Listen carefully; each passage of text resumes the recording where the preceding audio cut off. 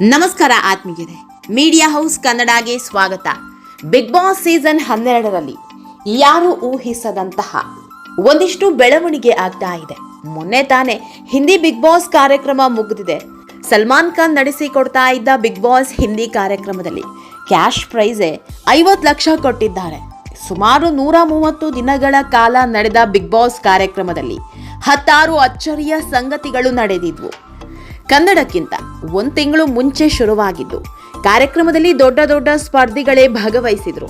ಪ್ರತಿ ವರ್ಷವೂ Hindi big boss ಮೊದಲು ಶುರುವಾಗಿರೋದ್ರಿಂದ ಹಿಂದಿಯಲ್ಲಿ ಯಾವೆಲ್ಲ ಫಾರ್ಮ್ಯಾಟ್ ಯೂಸ್ ಮಾಡ್ತಿರ್ತಾರೋ ಕನ್ನಡದಲ್ಲೂ ಅದೇ ರೀತಿಯ ಒಂದಿಷ್ಟು ಕಂಟೆಂಟ್ ಬಳಸ್ಕೊಳ್ತಾರೆ. ಹಿಂದಿ ಭಾಷೆಯಲ್ಲಿ ಯಾವ ಕಂಟೆಂಟ್ ವರ್ಕ್ ಆಗಿದೆಯೋ ಅದನ್ನ ಕನ್ನಡಕ್ಕೂ ತಗೊಂಡು ಬರ್ತಾರೆ.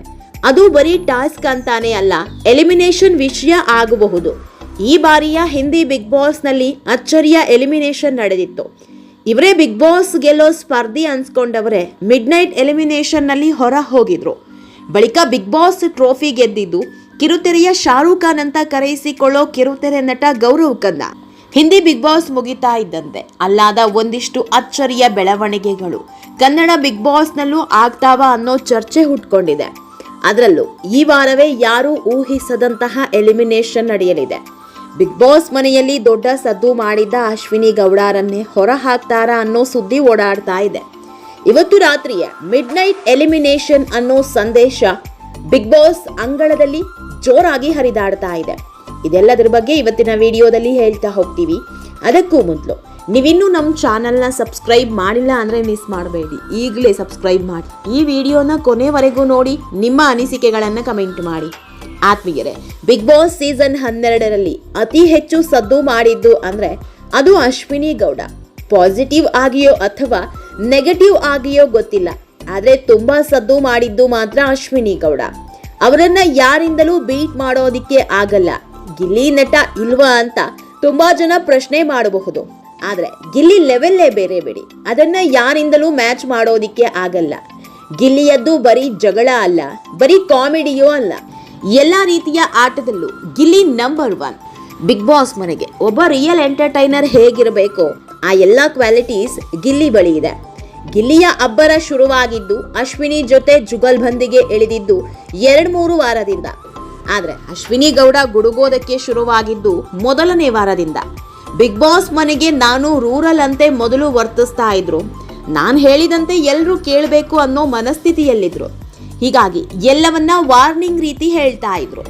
ಅದರಲ್ಲೂ ರಕ್ಷಿತಾ ವಿಷಯದಲ್ಲಿ ಮಾಡಿಕೊಂಡ ಡ್ಯಾಮೇಜ್ ಅಶ್ವಿನಿಗೆ ದೊಡ್ಡ ಹೊಡೆತ ಕೊಡ್ತು. ಸುಮಾರು 5-6 ವಾರದವರೆಗೆ ಅಶ್ವಿನಿ ಅವರು ಅರ್ಥ ಮಾಡಿಕೊಳ್ಳಲೇ ಇಲ್ಲ. ಅದರಲ್ಲೂ ಅಶ್ವಿನಿ ಸರಿ ಆಗ್ತಾ ಇದ್ರು, ಜೊತೆಗಿದ್ದ ಜಾಹ್ನವಿ ಎಲ್ಲೋ ಒಂದು ಕಡೆ ದಾರಿ ತಪ್ಪಿಸ್ತಾ ಇದ್ರು. ಆದ್ರೆ ಕಳೆದ 2 ವಾರದಿಂದ ಅಶ್ವಿನಿ ಸಿಕ್ಕಾಪಟ್ಟೆ ಸೈಲೆಂಟ್ ಆಗಿದ್ದಾರೆ. ಇನ್ನು ಮುಂದೆ ಇದೇ ರೀತಿ ಇರೋದು ಅಂತಾನೂ ಹೇಳ್ಕೊಂಡಿದ್ದಾರೆ. ಹೀಗಾಗಿ ಈ ಆಟವೇ ಅಶ್ವಿನಿ ಪಾಲಿಗೆ ಮುಳುವಾಗಿದೆ. ಅಶ್ವಿನಿ TRP ಕ್ವೀನ್, ಇದರಲ್ಲಿ 2 ಮಾತಿಲ್ಲ. ನೆಗೆಟಿವೋ ಪಾಸಿಟಿವೋ ಗೊತ್ತಿಲ್ಲ, ಆದ್ರೆ ಅಶ್ವಿನಿ ವಿಷಯದಲ್ಲಿ TRP ಕ್ವೀನ್ ಅನ್ನೋದ್ರಲ್ಲಿ ತಪ್ಪಿಲ್ಲ.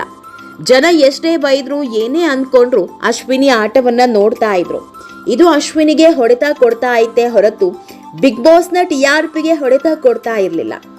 ಆದ್ರೆ ಈಗ ಅಶ್ವಿನಿ ಸಿಕ್ಕಾಪಟ್ಟೆ ಸೈಲೆಂಟ್ ಆಗಿದ್ದಾರೆ. ಆದ್ರೆ ಮೊನ್ನೆ ನಡೆದ ನಾಮಿನೇಷನ್ ವೇಳೆ ಮತ್ತೆ ಕೆರಳಿದ್ರು. ರಜತ್ ಮೇಲೆ ಹೀನಾಮಾನವಾಗಿ ಬೈದಿದ್ರು, ಆದ್ರೆ ಅಷ್ಟೇ ಬೇಗ ಕೂಲ್ ಆದ್ರು.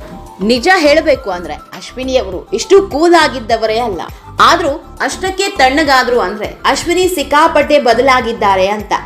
ಆದ್ರೆ ಅಶ್ವಿನಿ ಅವರ ಬದಲಾದ ಈ ವರ್ಷನ್ ಬಿಗ್ ಬಾಸ್ ಟೀಮ್ಗೆ ವರ್ಕೌಟ್ ಆಗಲ್ಲ, TRPಯೂ ಸಿಗಲ್ಲ. ಹೀಗಾಗಿ ಈ ವಾರವೇ ಮಿಡ್ ನೈಟ್ ಎಲಿಮಿನೇಷನ್ ನಡೆದಿದೆ. ಅದರಲ್ಲೂ ಈ ಎಲಿಮಿನೇಷನ್ ನಲ್ಲಿ ಅಶ್ವಿನಿ ಅವರೇ ಹೊರ ಹೋಗಿದ್ದಾರೆ ಅಂತ ಹೇಳಲಾಗ್ತಾ ಇದೆ. ಆದ್ರೆ ಇನ್ನೊಂದು ಮೂಲಗಳ ಮಾಹಿತಿ ಪ್ರಕಾರ ಅಶ್ವಿನಿ ಅಲ್ಲ, ಮಾಳೂರನ್ನ ಬಿಗ್ ಬಾಸ್ ಮನೆಯಿಂದ ದಿಢೀರ್ ಹೊರ ಹಾಕಿದ್ದಾರೆ ಎನ್ನಲಾಗ್ತಾ ಇದೆ. ಯಾಕಂದ್ರೆ ಉತ್ತರ ಕರ್ನಾಟಕದ ಪ್ರತಿಭೆ ಅಂತ ಕರ್ಕೊಂಡ್ ಬಂದಿರೋ ಬಿಗ್ ಬಾಸ್ಗೆ ಮಾಳೂರಿಂದ ಅದೆಂತ ಎಂಟರ್ಟೈನ್ಮೆಂಟ್ ಸಿಕ್ತೋ ದೇವರೇ ಬಲ್ಲ. ಉತ್ತರ ಕರ್ನಾಟಕದ ಒಳ್ಳೆ ಹಾಡುಗಾರ ಅನ್ನೋದ್ರಲ್ಲಿ 2 ಮಾತಿಲ್ಲ, ಆದ್ರೆ ಬಾಯಿ ಬಿಟ್ಟು ಹಾಡಿದ್ದೇ ಕಮ್ಮಿ. ತಮ್ಮ ಟ್ಯಾಲೆಂಟ್ ಏನು ಅನ್ನೋದನ್ನ ತೋರಿಸೋದ್ರಲ್ಲಿ ಮರೆತು ಹೋಗಿದ್ದಾರೆ. ಹೀಗಾಗಿ ಈ ವಾರದ ಕೊನೆಯಲ್ಲಿ ಬಿಗ್ ಎಲಿಮಿನೇಷನ್ ನಲ್ಲಿ ಎಲ್ಲಾ ಸತ್ಯ ಹೊರಬೀಳಲಿದೆ. ಆತ್ಮೀಯರೇ, ಈ ವಿಡಿಯೋ ನಿಮಗೆ ಇಷ್ಟವಾದಲ್ಲಿ ಲೈಕ್ ಮಾಡಿ, ಶೇರ್ ಮಾಡಿ, ಕಮೆಂಟ್ ಮಾಡಿ. ಇನ್ನೂ ನಮ್ಮ ಚಾನೆಲ್ನ ಸಬ್ಸ್ಕ್ರೈಬ್ ಮಾಡಿಲ್ಲ ಅಂದರೆ ಮಿಸ್ ಮಾಡಬೇಡಿ, ಈಗಲೇ ಸಬ್ಸ್ಕ್ರೈಬ್ ಮಾಡಿ.